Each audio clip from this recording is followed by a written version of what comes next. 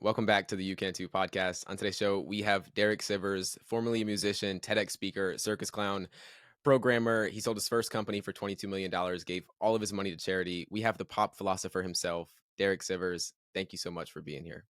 Thanks, James. I really like your podcast and I admire what you're doing. The best words that I can hear from someone I admire so much.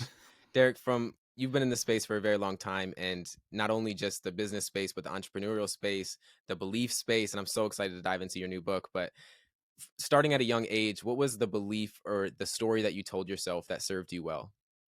Mm. Starting when I was a little kid, when I was 5, we moved to England for a year. So I was born in California, but when we moved to England, that's when it became really clear, like, I'm not one of you people. You guys have some different beliefs that I don't subscribe to. So you do your thing, I'll do mine. There was this I'm not from here kind of feeling, right? Mm, But then I moved back to America when I was 6. We moved to Chicago, where I had never lived, and everybody called me the English kid because I had picked up the accent. And most of these kids had never left Illinois.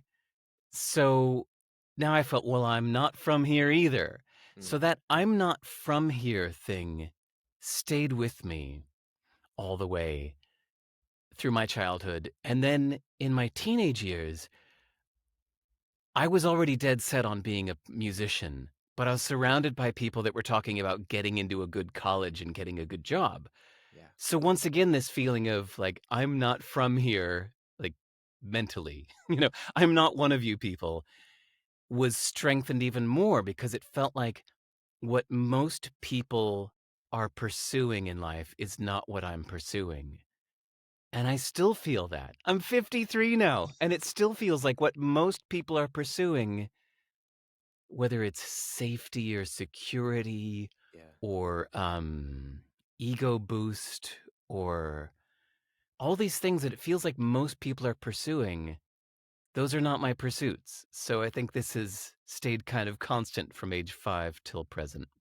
Yeah, and your slow living is something I admire so much in the way that you live your life and the way that you prioritize your time and what you do with your time. It doesn't matter what anyone else's expectations about you. You do what you feel doing what you should do, and I admire that so much because we have so many Thanks. external perspectives that we feel we should go a certain way. And at 14, you got into music. 16, it was where you really decided that that was going to be the thing for you. How do you think more people can discover that intuition within themselves? Because I felt that as well with what I'm doing. It was like I was different. There's a pull here. I know that it's different than what most people are doing, but I think a lot of people don't trust that intuition when it first arrives for them. Mm. Maybe it's the fear of sticking out. Mm, maybe uh maybe in my weird case, I got that out of the way at age 5. I had already stuck out. It was too late. I was going to be the weirdo regardless. yeah. So maybe for people listening to this, um you have to reframe sticking out as a benefit, Hmm. not a downside. You see this in the creative fields in music and art. Um it's more clear there that if you come onto the scene doing something radically different, Hmm. that's to your credit. That's what will help you get known as an artist, as a musician, as whatever, is to be radically different. But I think all of us can apply that approach to our life, no matter what field you're in. Even if you're in, I don't know, you're in sales, you're in manufacturing, you're in something that sounds generic like that, it's sticking out that's the smart strategy. That's Yeah. what Seth Godin's book called The Purple Cow was about.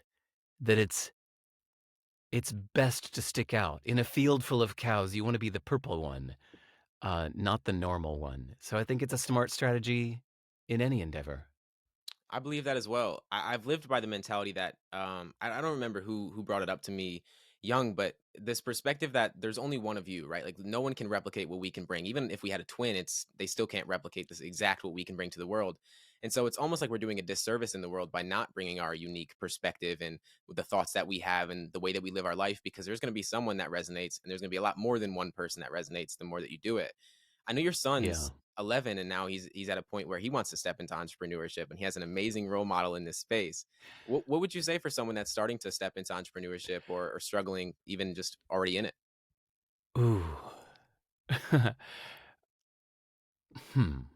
It's funny, he only told me this last week. I guess you saw my Now page. I'm always there. So, everybody listening, if you have your own personal website, you should put a page on it called Now that just kinda says what you're up to now, in case people ask. So, yeah, if you go to sive.rs/NOW, that's It'll my be in the Now notes for page. sure. Yeah. Always saying what I'm up to. So, James saw that just last week, my kid came home excited from school saying they're studying entrepreneurship, and he says, "It's the first time I'm actually into what we're doing at school because I can use it in the real world." And, it's funny, I've told him since he was, like, 3 years old, "You have to master something. I don't care what it is. It could be drawing, it could be Rubik's Cube, it could be violin, it could be ostrich farming, I don't care, whatever it is, but you've gotta master something." And so last week he came home and he told me this and he said, "You know how you said I always have to master something?" I said, "Yeah." He said, "Can I master money?" I went, "Yes, you can. That would be a pretty damn worthy thing to do." Okay, so with that context, my advice for people is to definitely read a lot of books. I mean, it's amazing how much of the world's wisdom has been compiled into these $10 books. Okay, maybe they're $14 books. But no offense to all the video vloggers, pod YouTubers out there, but YouTube and blogs have a lot of noise. There's a lot of hidden incentives to get clicks and views and to be sensational and to get people sticking around past that 10-minute mark for advertising. Right. Um, but a book is about the last format that's not pummeled with advertising or not whose incentives are not swayed by advertising. So I really find much, much, much better value from books than from random articles and YouTube videos that a lot of people go to. So it's like that's my first bit of advice is find the great books on entrepreneurship and really ingest their wisdom. Okay, but the main so that's number 2. Number Yeah. 1, the most important thing is then to take all of these ideas that you're reading about and hearing about and actually go try them. You have to just get into a mindset of this constant churn of trying everything, about having zero concern if it fails, to just get into this mindset that you're like, let's see what happens if I do this. Let's see what happens if I do that. Let's try this. Let's try that. Let's see what happens this. And if you just get into this flow of trying lots and lots and lots of things, it's like the metaphor of a lottery ticket. Mhm. Now, it's dumb to play the lottery. Anybody, doing statistics 101 knows that. But the metaphor works because the more lottery tickets you buy, the more likely you are to hit the Of jackpot. course. And so it's like that with entrepreneurship. You just got to go try lots of stuff. Don't go banking on one precious idea that you think, I've got $1 billion idea. If only somebody will listen to it. It's like, no, you just got to try lots of stuff. You never know what's going to work. You don't know what the public will want. So just go try lots and lots of things and lots of approaches to a single thing that you're doing. Even if you've got just one business that you're focused on, uh, go try every little marketing approach that you've heard about. Go try crazy, weird things. You just never know what's gonna work. That's my main advice. It's so, so powerful. The most concise way that I can explain it is that volume negates luck. The more action that Nice. you take, the more likely you're going to be to get lucky in life, and that's the kind of what it comes down to. But I think there's so many points that I can touch on here, and I want to touch on a part that I think I heard you and Tim Ferriss speaking about. And it's the difference between maximizing and satisficing, and, Yeah. and and finding like a balance between that. How do you know what to go all in on, how to maximize, and then also what to allow things to just be okay at? Hmm. I think we all probably have an inherent value system that you care so deeply about some things that you can't just slough it off and care Yeah, half-ass. Um, Say, for example, for me, it's like the quality of my writing. absolutely. I can speak like this somewhat carelessly, uh, but when I put things into writing, I love to chisel and polish every word. Like, dude, James, 1 minute ago, when you just said, "Volume negates luck." Like, my inner writer went, "Ooh, that's good. That's succinct. That's nice. Volume negates luck." That's if you came up with it, man, that's a good one. Anyway, so I definitely maximize my effort on writing, Mm, and I know that I'm not being efficient about it, but this is something I care so deeply about that I'm going to nerd out on it in an irrational way.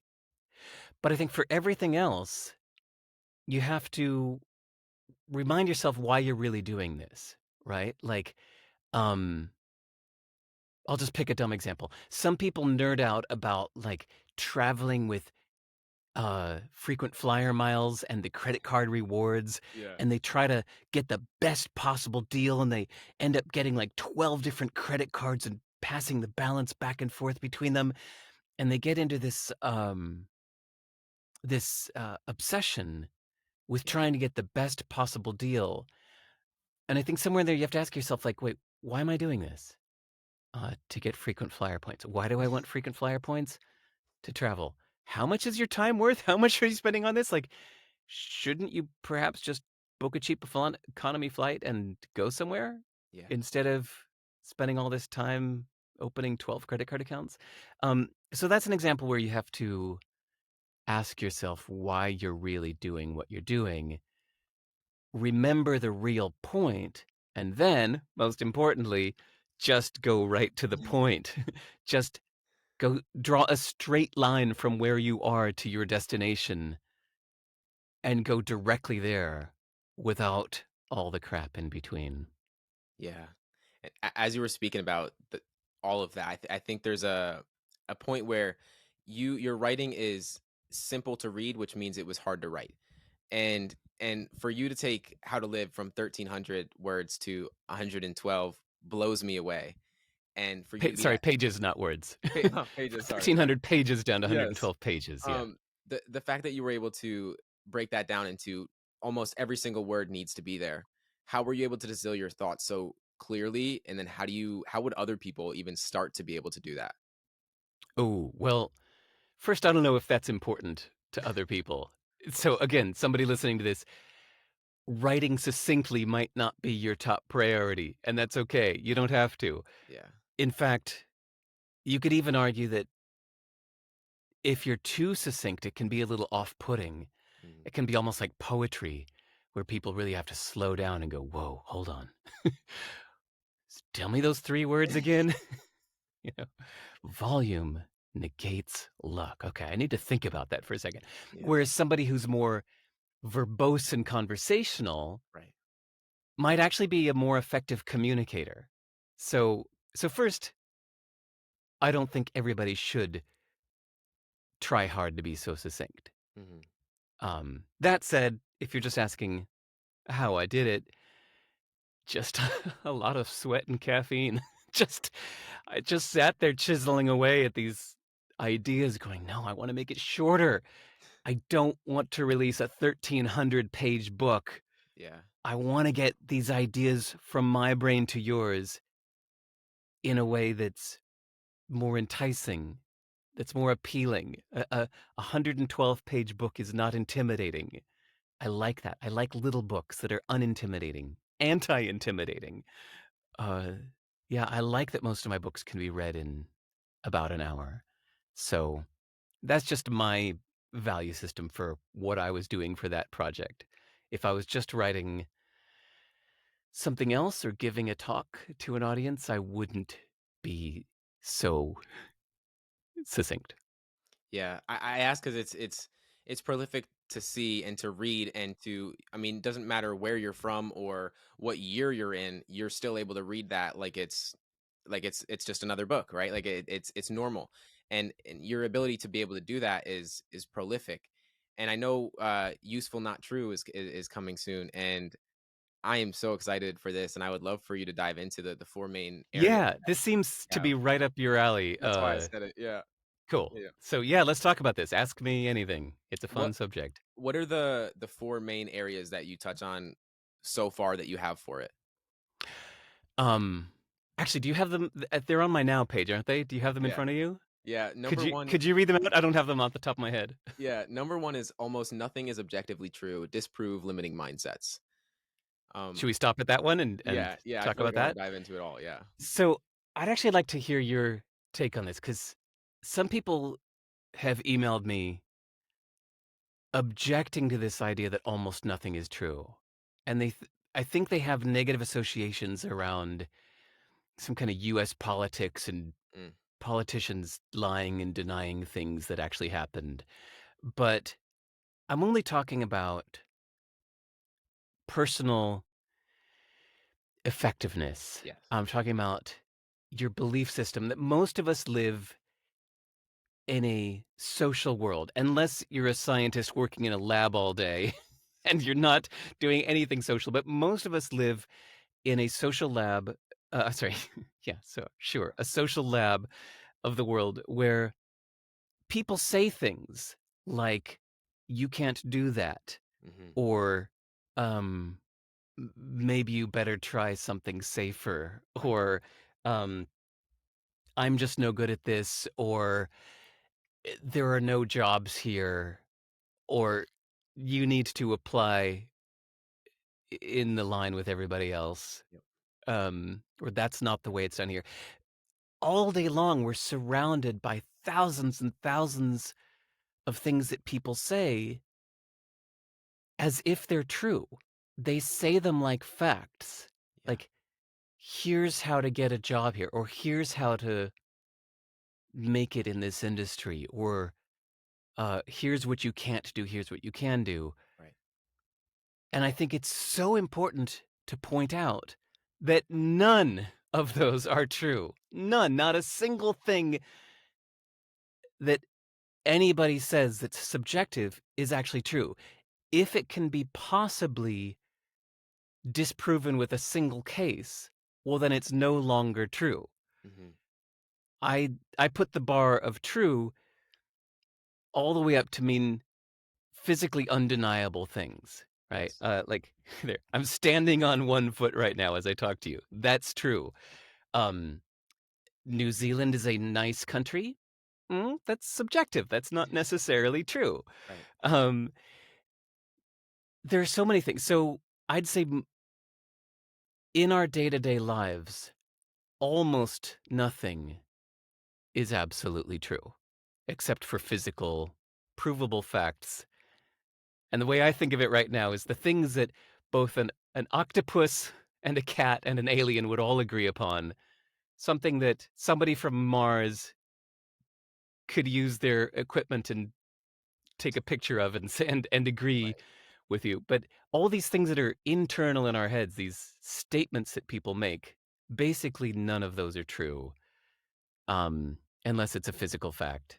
So, so first, I think it's liberating, it's emancipating, it's empowering to realize that almost nothing is objectively true. Yes, and I am in so full support of this. This entire topic, when I came across it, knowing that you were writing about it, I was like, I hope to write a book on this exact topic years from now, because I would love to, because I'm curious as well. Like I think you've noticed it as well. Is no one really talks about it. Like the ideas that our beliefs are, we see them as concrete, but they're really just like they're malleable just like our mind is. And so Yes. when we recognize that, so much becomes more, it becomes possible. Like Yes. I think the big mindset shift for me growing up was I always believed that life was happening to me. I know you talk a lot about identity as well, and Mm, it's like that was the frame of reference that I viewed life through. I lost a lot of family growing up. I had a lot of surgeries growing up. I almost died when I was oh, born. There's just like so many different things where I felt like life was just piling things on top of me. And it was, I think, Awaken the Giant Within was a big book, and that had a really massive impact on your life. Me as well. And I think there was a moment where he talked about the power of the questions that you ask yourself. And so there was a moment in my life when I asked, instead of asking, why is this happening to me? I asked, how is this happening for me? And my life Nice. genuinely changed within a second because I asked a different question. And so it kind of comes down to the same thing with you with beliefs. It's like we don't question them. And so they are true. But when we recognize that it's all objective, that's when things really start to become malleable. And that's when things really start to become possible in our lives. Yeah, yeah. You just said it's all objective. I think you mean subjective. That's yes, yes, Yeah, subjective. Yeah. sorry. To be Um, clear, for the transcript. yeah. Yeah, but I think it's really important to talk about this. But why now? What is this coming across to you that this is going to be the main objective that you want to speak on or write down? It's been underlying everything I've thought and written about for over 10 years, and it was something I was constantly having to explain to people, Yeah. like, when I would say, I choose to deliberately believe that I'm below average because I was reading a book, I don't know, 15 years ago, I was reading one of these psychology books Okay. where they said that whenever surveyed, 95% of people say that they are better than average drivers, and 96% of people in a hospital say that they are in better than average health, or in better health than most people in the hospital. Mm. 94% of whatever, Yeah. anything. Everybody thinks that they're above average. So hearing that, I thought, well, then I think it makes more sense for me to assume that I'm below average. I often do these things to deliberately counterbalance Hmm. a bias. So if we or I have a tendency to do something that's wrong, to think something that's wrong, well then I'll deliberately counterbalance it by stacking up beliefs on the opposite side, Right. knowing that the ideal outcome is a more balanced view. But I don't think that you can put just a little pebble on the other side of the scale to balance out a lifetime of bias. You Right. need to stack a whole bunch of bricks on the other side and acknowledge the historical weight and subconscious influence of these biases. So I will deliberately stack beliefs on the other side of my bias. And then when people push back saying, "But that's not true. It's not true that you're below average in everything." Then I say, "Well, it doesn't matter that it's true. It doesn't I mean, let's not even think about whether it's true or not. Just, is this a useful belief to hold? Hmm. And if it's useful to me, then I'll choose to believe it." Um, so this has been coming up again and again and again in everything I've written for 10 years. Yeah. And so finally, after finishing my last epic masterpiece that took me 4 years to write, I had that feeling of, "Ooh, like, I gave that everything I got. There's Yeah. nothing left to say, is there?"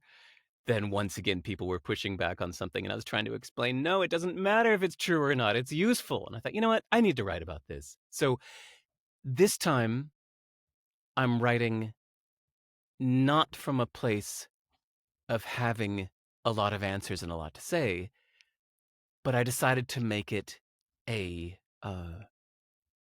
a curiosity project, a research project. Like, I've held this gut level belief that I should follow what's useful, not true. Maybe it came from Tony Robbins, maybe it came from who knows where. Yeah. Growing up in California, I don't know. But, maybe it came from my background of constantly feeling like I'm not like you people. I don't know. Um, but I decided to look into it more. So I'm looking into the history of skepticism and pragmatism and philosophers of old that have thought these things already, and learning more about it so I can write about it. Yeah, skepticism has been the thing that's been most foundational in the past few years. That's really changed a lot of things for you, right? I mean, Yeah. I will be the first one to purchase that book, um, and I'm already on the email list, so I'm prepped for all of the incomings because I'm so excited for that day. I think this idea is something that's really important to take into perspective. Is there a belief or a story that you've told yourself throughout your life that you feel has been foundational in your evolution, would you say? Hmm. Well, maybe it goes back to that very first question you asked, like, Yeah, sure. just feeling like what I'm pursuing is not what most people are pursuing, so therefore, the usual rules don't apply to me. Yeah. And that sounds so egotistical or something, but I think it's healthy for all of us to think that. I'm not saying that. I think for all of us, the rules don't necessarily apply to you. Yeah, that's it. The word necessarily is important there. The rules don't necessarily apply to you. It it's wise to understand why those rules are there Right. and their usefulness in maintaining an orderly society, but I think it's also wise to realize that kind of like childhood games, those rules are just arbitrary.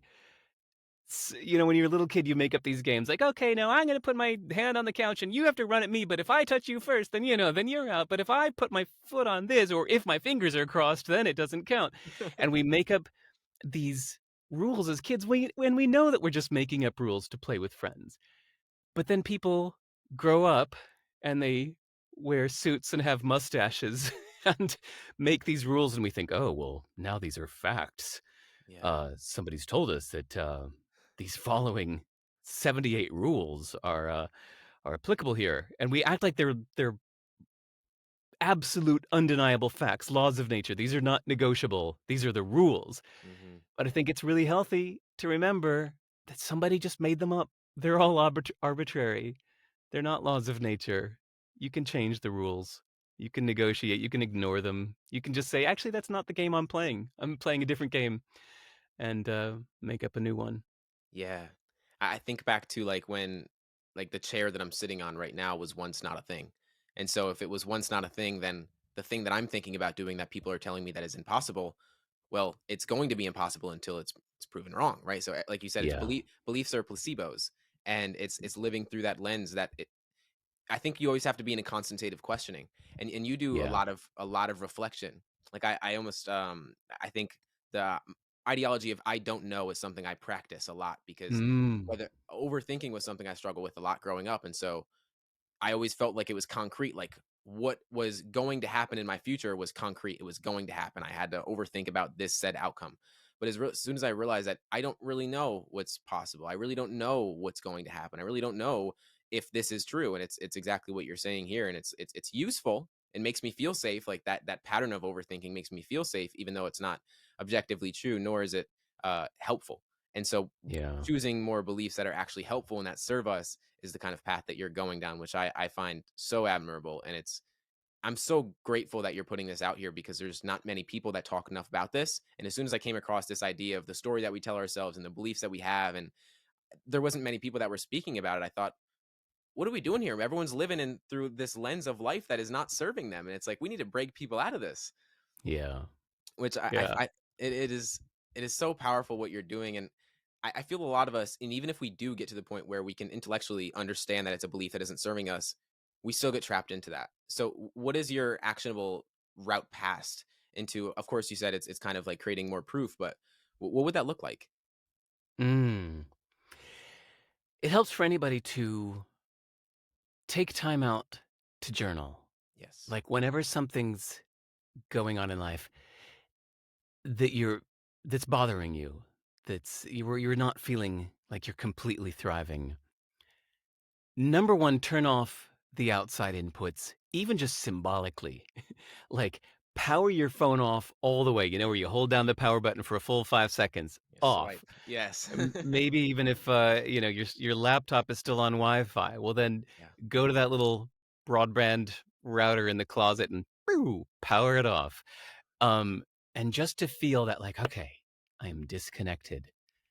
Now, no matter what the media is saying, like, my reality right here is just like, "Okay, the wind is blowing the trees, the rain is hitting the grass, Yeah. whatever's going on right now, like, this is what's real. My butt's on this seat, my feet are propped up on the table, and I've got this diary in my hand or this, text document, whatever it is. Like, okay, starting from that, w what's the real problem here? Yeah. Uh, what do I really want? Why do I want that? What do I think I'm gonna get from that?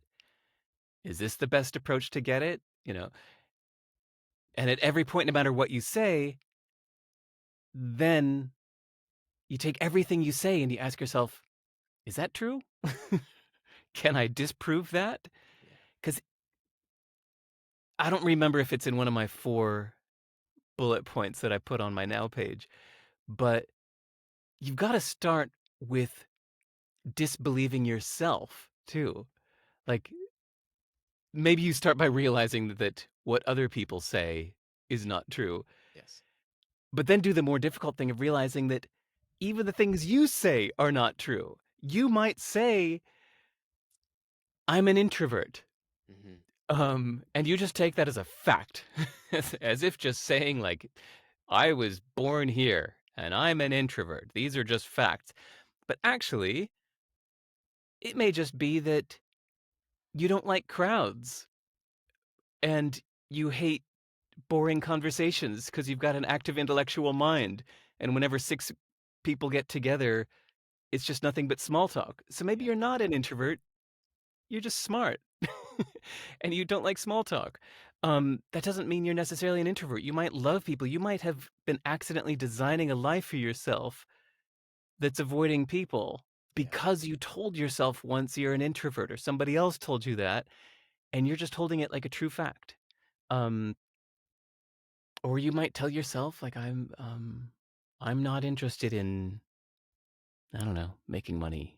No, I don't know. Pick a different one. I'm not athletic. Let's pick that one. You might think, well, I'm just not athletic, but it's like that might not be true either. There might be people who call themselves athletes right now that are really no different than you. And um, I don't know. Pick any number of things that you might be telling yourself. Um, I need to stay here in my hometown. I can't move to France. Yep. It's like, that's not true. You could. So it helps to disbelieve everything you say too, acknowledging that your subconscious might be saying these things and might even be arguing that they're true, whereas in fact you don't actually know that to be true. You can disprove it. So yeah, then in your journal, just kind of look at your situation of what's bothering you and try to scrape away all the cruft around it, and just get to the real point of what you really want, what you're really pursuing, and ask yourself, what's a great way to get directly there? Um, it really helps to shut out the noise of the world and all the things people say, to just completely disregard all of it and just think that everybody's just spouting their stuff for attention, trying to get their clicks, trying to get social status among their peers. And a lot of it's just nonsense and noise. And so you can shut it all out and just think of what's actually best for you. Absolutely. You spend about an hour to 3 hours a day journaling, and Yeah, at least. doing that for such a extensive period of time, because I mean, you're writing books, you're keeping us posted on what you're doing, even though you don't stay on socials. It's like, how is that relationship with yourself built up, knowing that you've taken a step back from what 99% of the population is on? Because I admire that so much. I don't know. Is 99% on, you mean on social media and stuff? I mean, of the people that I speak to, I don't know one person that, other than you, that is not on social media, to be completely honest. Wow. Huh. Wow, that's funny. A lot of my friends are much less Of course. online than me. Um, Wow. yeah, a lot of my friends have not only do they have no social media, they also have no website. They just kind of Yeah. live their lives and Live. do their Yeah. thing. And they're just kind of away from all of that. So yeah, maybe these are the people I surround myself with. But it helps it helps to be in a place where you're connected with the real world. Like I could imagine if you just lived in an apartment in Singapore and everything around you is man-made and everything is Yeah. human construct. I think you could get into the mindset that the world is all human construct. It helps to get out into a place that's just trees and dirt. Mhm. and ocean waves crashing on rocks, and remind yourself, like, this is the real world. That that this thing, like this thing that humans have made is just like the last 5 seconds on the clock of time. Right. Um, it's a thing that came recently, that will go away soon. That's all ephemeral, and I don't mean that in some kind of, woe and death kind of way. But just like, just realize how ephemeral all of Yeah. this stuff is. That when people tell you in the media that this is important, imagine just saying like, okay, well, I'm busy right now. I'll get back to this in 5 years. And 5 years from now, going, okay, what was that you were saying on that day in April in 2023? And they'll go, oh, never mind, it wasn't important. Well, then why bother with it today? If it's not important in 5 years, it's not actually important now. Yeah. I love that perspective. I haven't watched the news ever, I don't think, for that reason. It's like a lot of that stuff is mostly negative, and it's just more input to the brain that, like you're taking in the things that are actually helpful, as in your books, which I want to share with everyone. Thanks. I I think it's important to know what your inputs are, so that your what's going on in your brain when you're not thinking about what's going on in your brain is serving you well, and you do that really well. I think through journaling so much, what's something that you've learned about yourself that maybe you at first didn't question, but throughout so much questioning, you've realized wasn't true? I, for lack of creativity, I used one as an example 5 minutes ago, where I've always called myself an introvert. Mm, And just a few months ago, I started questioning that. I went to India for just 10 days. mhm. Um, Sorry, 10 days includes travel. I was there for 7 days and had 52-hour long conversations in 7 days. So basically, Bless you. 9 a.m. to 10 p.m. for 7 straight days. I had back to back conversations every day from 9 a.m. to 10 p.m., 13 hours a day, and loved it. I loved it. It was one of the best things I've ever done in my life.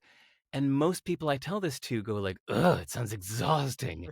It's like, "No, it was great." Yeah. It was like, I'm not a fan of TED anymore, but 10 years ago, like, I used to love watching those TED Talks, and, this was like having my own personal TED. I was like an audience of one where I got to make the talks. I was sitting there meeting with, like, 50 really interesting, smart people, asking them whatever I wanted, and it was mostly about them. I was more of a listener than a talker, and it was fascinating, and, I got so much energy out of it. I thought, "Huh, so introvert, huh? Maybe not. Where did I get on that idea?" And it's Uh-huh. like, yeah, maybe it's just that I hate when people get together in groups of 5 or more Small and talk, just right? start talking shallow nonsense, and I'm just like, "Ugh, get me out of here. I'd rather be home with a book." So maybe it's just because of that circumstance that I started thinking I'm an introvert, but maybe that's not true. Okay, so that's one, say recent big one, but, um things come up all the time. Like, even though I'm writing this book, I catch myself saying things like, I don't know, just this morning before an interview, I was saying, well, I need a bank account. And I thought, well, do I? Do I actually need a bank account? If I use, there's a service called Wise where it gives you like a kind of a virtual card account. It's not officially a bank. It's like, isn't that sufficient? Yeah, I think that does everything I need. Huh. Maybe I don't need a bank account. And I catch myself stating opinions as if facts. Like, the city I'm in Wellington, New Zealand, Mhm. is not my favorite. It's not the worst. It's pretty good, but I catch myself saying bad things about it as if they are facts. And then I have to catch myself going, wait, that's not true. I mean, I could argue the other way, couldn't I? Somebody could argue the other way. And if somebody could rightfully argue the other way, well, then it's no longer true. So, yeah, maybe I should shut up about that. Maybe I should stop saying that. I Yeah, these love the way things you come up all think. the time. I love the way you think. Just hearing your experience with talking with that many people and thinking you're an introvert, and because I think the same thing, like small talk, that kind of stuff.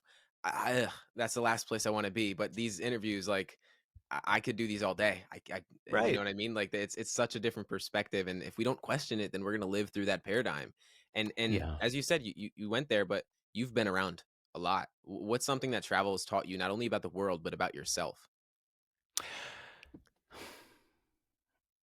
A lot of the subjects that we've been talking here, uh, came from my travels, and not just traveling, not just, taking a picture Yeah. of, the Colosseum, but getting to know other cultures, living in Singapore, living in Belgium, living in, India, living in Portugal. Um, you get to know people that have a very different outlook on life that you do, and again, have some core foundational beliefs that go against your core foundational beliefs, which then make you realize that what you thought were just true because you foundationally believe them, you realize that that's just one way of looking at it. Yeah. So I think that's the biggest benefit of travel, is realizing that all these things you thought of as true were actually just one perspective. Yeah. You're someone that's very, and I love that perspective as well. Y- you're someone that's very introspective, and you're a deep thinker, and there's so much that you've built that is just, it's amazing to see. But I feel like I want to know where did you start, whether it was your books, your everything that you're doing. Like, I think of your books right now, like where did the first thought of stepping into this space even come from for you, and how were you able to actualize it, if that makes sense? Books, you mean? Mhm. Or like this kind of pop philosophy stuff we're talking? I mean, both really. It's just, it's kind of like the identity that you've taken on almost, right? Hmm. Um, I mean, books in particular, I never intended to write a book. People asked me for years if I would write a book. I said, nah, I'm happy just doing blog posts. But then Seth Godin asked me to write a book. He said, I'm starting a publishing company and I want you to be my first author. So I said, okay. And that was that. And then people really liked my first book, so I kept making them. Also, I just realized that that thing I said earlier where I don't like ingesting content from YouTube Yep.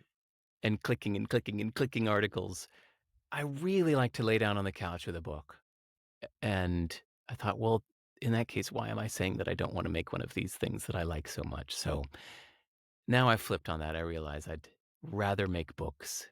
Um, I'd rather make a damn good book every year uh, than generate a lot of shallow content elsewhere. Um, okay, so that's one thing. But the everything else, I think it's just personal effectiveness. Uh, being who you want to be, being a better version of yourself than you thought you could be. That's always mixed into whatever we're pursuing, right? Like, so Yeah. even all those years, I spent 15 years as a full-time musician, and then another 10 years speaking to full-time musicians because I was running a music distribution company. I was serving musicians. So for, yeah, 25 years of my life, I was in music and talking with musicians. And so much of that is a mental game. Um, Whether it's the actual creation of music and the beliefs that go around that, the creativity we talked about, Mhm. standing out instead of fitting in is essential if you want to make it as a musician. You don't want to fit in. You want to stand out, call attention to yourself. Then there's the whole mentality of calling attention to yourself. And then that leads into a mentality of marketing, thinking of marketing as another term for being considerate. That Mm. the best marketing should be being considerate. And then that's a mindset of looking at things from the other person's point of view. And your self-identity of how you see yourself in the world. Yeah, whether you're pursuing music or business or who knows what, this the psychology uh, controls everything. Your mindset controls everything. So I found myself speaking a lot about the mindset stuff. At first, speaking only to musicians, and then it was kind of weird to me. I guess it happened accidentally because I started speaking at the TED conference, Of course. and so then I started getting, random biologists and I don't know, forestry investors telling me they liked my writing, and I thought, oh, this is I don't know anything about you people, but thank you. So now I guess most of my writing is about that general stuff about mindsets. How were you able to not disassociate, but almost like step into that identity of I'm a writer, I'm an author now. Because going through, like you said, you were in that space for such a long time that I feel, a lot of people say it's a sport, for example, that's their existence. And that's why, like, I think Mhm. Tom Brady couldn't retire until he had to get so many different Super Bowls. I'm a Steelers fan, so it was disappointing to see, but like, he did it because that was his identity. He seen himself as a football player. That was I mean, not like secondary to a father and all of that kind of stuff, but like how were you able to shift your identity? Oh, man. I've had to do it a few times. Yeah. That's a lot of reflection. Mm, Um, it's a lot of work to think of yourself in a different way. But honestly, I think it's one of the most fun, exciting things you could ever do in life is to change your self-identity. Um, Again, I said that one little example earlier where it's like somebody who always thought, "I'm not athletic," mhm, and to get put to the point of realizing, like, if you just show up at the gym for X number of days, for, say, 45 minutes a day for a number of days, and you do a few of these things, well, then you're athletic now. You're yeah, you fit the criteria. It's like and that can be the same with anything, you know? I'm not an investor. That's not me. That's what rich people wearing ties do. And, hey, just read this book and do what it says and move some money from here to there, even if it's $100. And yeah, guess what? You're an investor now. Um, this applies to so many things in life. Uh, Self-identity can really change everything. Um, I'll tell you something sad I've never talked about publicly. One of my favorite people in the whole world, uh, has such a terrible self-identity that she keeps herself in prison with a codependent family. mm, She's one of the smartest, most interesting and loving and wonderful people I've ever met, and she lives in, like, East California, um, and she just has this self-identity that just tells herself, like, "Well, this is just my lot in life, you know? My mother needs me to be here. She calls me 5 times a day and just needs things from me, so I have to be here. I'm just not the kind of person that travels. I just don't do that." And it's so frustrating for me as somebody that cares about her so much that, all it takes is, you click and you book a ticket. yeah, There you go. Now you're a world traveler because you clicked that button. You moved a little bit of money from your credit card into, you know, Delta's account, and now you're a world traveler. Um, Self-identity can change with just a couple clicks. You just take a couple actions, and then you have to show yourself like, "Well, I took this action, so therefore, uh, my previous self-identity has been disproven." Um, yeah, but some people just won't, and they just don't because they tell themselves, "I'm just not that kind of person. That's just not me." mhm. And so, I think it's just one of the most limiting beliefs that anybody can have that can just keep them from having a wonderful life is this sad belief of like, "Well, that's just not me." Yeah. That's why I'm so grateful for all of your work and the new book and everything because it's going to change so many people's lives, just the concept in itself. Like the fact that we have an identity and uh I don't remember exactly who it was. It was some philosopher, but you're under no obligation to be who you were 5 minutes ago. I don't remember who it Yeah. was exactly. Maybe it was Alan Watts or someone, but taking on that perspective is so foundational. It goes back to like what I said earlier. Is I changed the question I asked myself, and it changed the direction of my life. Genuinely changing the question. And so when you change the way that you look at yourself by providing new truth, as you're saying, is you just take a few actions and you'll realize that it's possible, but we're just stuck in this box that we place ourselves in. You're Yeah. someone that future proofs themselves very well. Like you're living for your future self almost. Like you're doing the work for that person. How have you been able to find I don't like to use the word balance, but almost like a harmony of setting your future self up for success while also being present and enjoying where you are?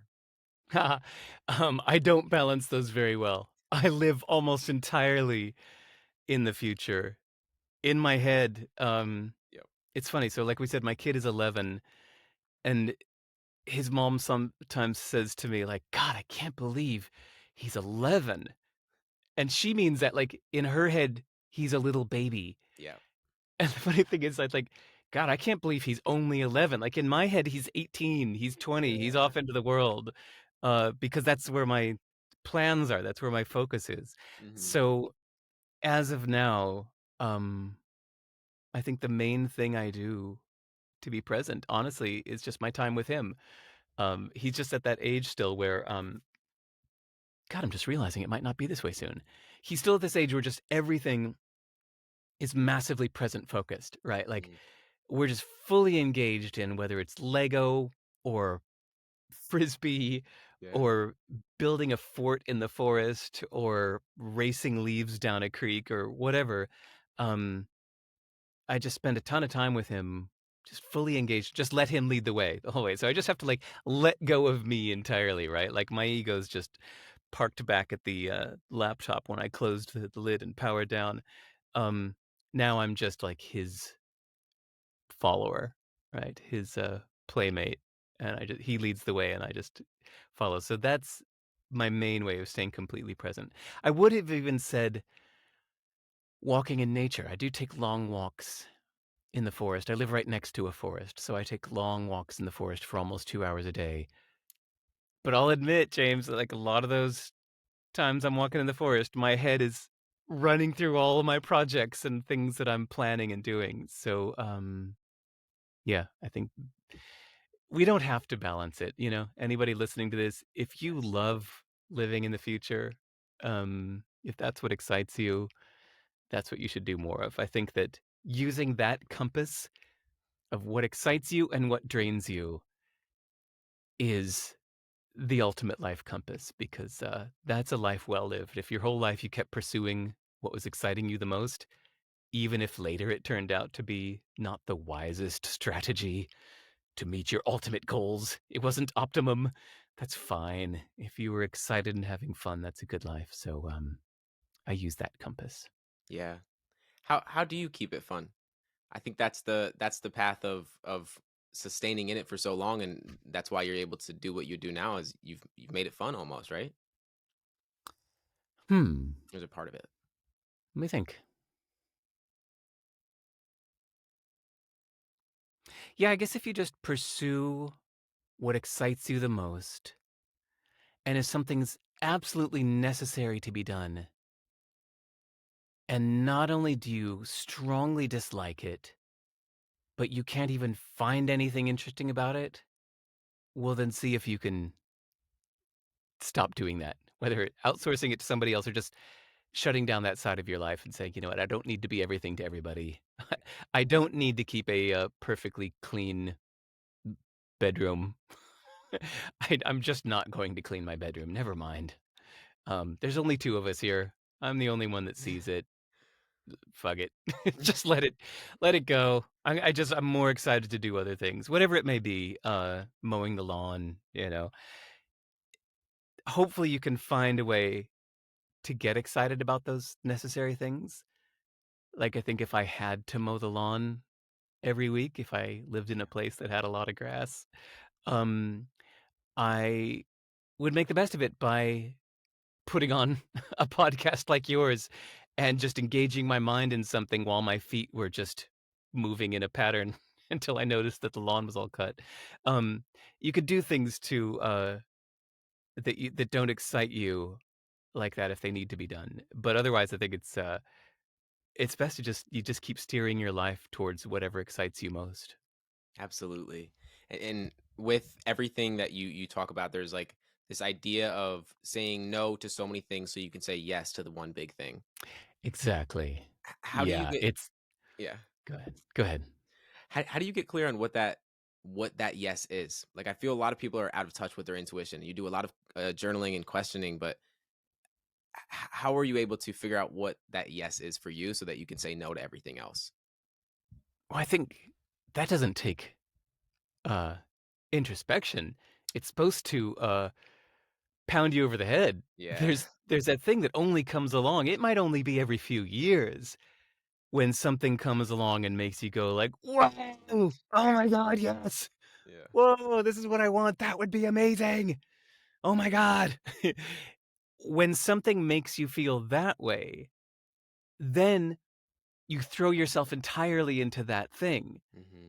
So my message that I was trying to get across with Hell Yeah or No, which was first a little article and then a longer book, the whole point of Hell Yeah or No is to deliberately leave empty space in your life.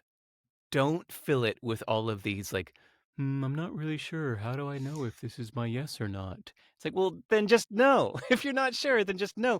Leave emptiness in your life. Leave empty space because sometimes, occasionally, even if every few years, something's going to come along that excites you. Yeah. And then because you left space in your life, you can throw yourself entirely into this thing. Um, Whereas if you just filled up your life with lots of little tiny projects and obligations and little crap that you're doing, well, then something amazing comes along and you look at it and you go, ugh, uh, yeah, that looks exciting, but I just can't. I mean, I got this, I got that, I got this, I got that. There's just no way I could. And you're going to miss out on that amazing thing because you filled your life with the this and the that and this and the that. And so, yeah, leave space, just emptiness. Leave time in your life. Say no to almost everything. Just read books and walk in nature and play with your kid and chill so that when the big thing comes along, you have space and time in your life to throw yourself into it all the way. Yeah, the way that you live your life and like just diving into your work, I want to emulate that so much, and just the way that you think, the things that you put out, like everything that you do is, I admire so much. And I, as I said earlier in this podcast, I think questions are something that's really really important. And with you doing so much journaling and reflection and introspection, I'm curious, like if you had to have a sticky note by your bedside table and it had to be a question that you read every single morning, what would that question be?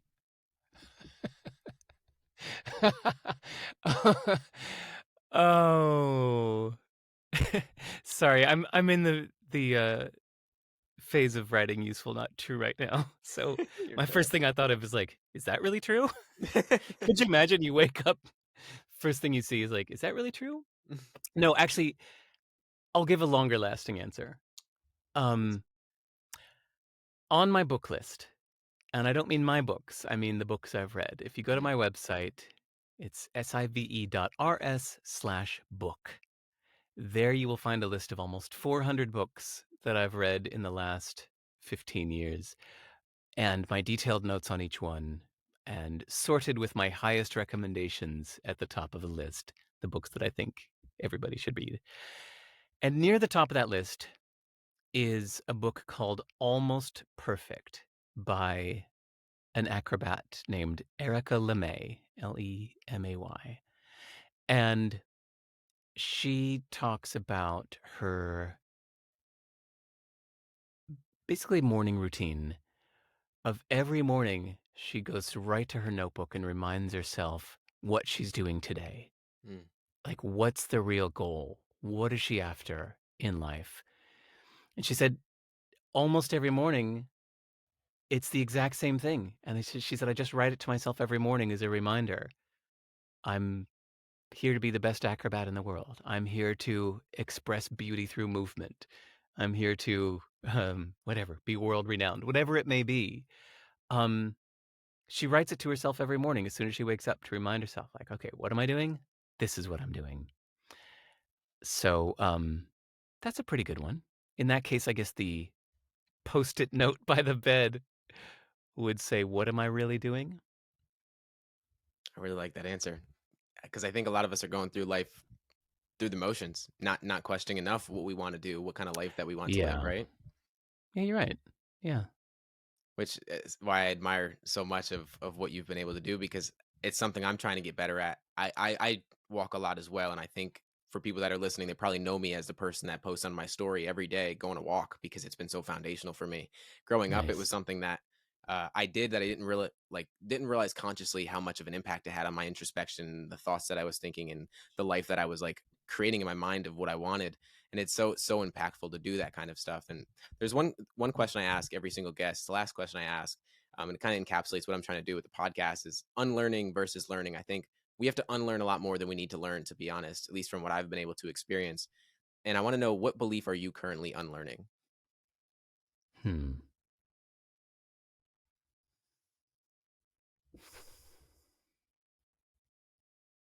Ha. Um, Not a belief, but another self-identity. Even better. For the last 15 years since I sold my company, I've said that I have no interest in making money. That been there, done that, got plenty, I'm done.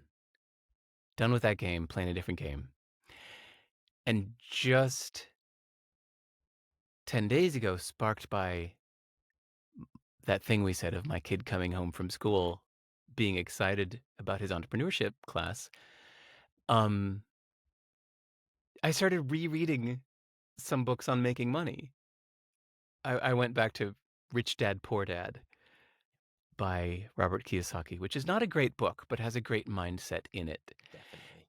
And I'm just the past 10 days getting excited about the subject again. I think it's fun.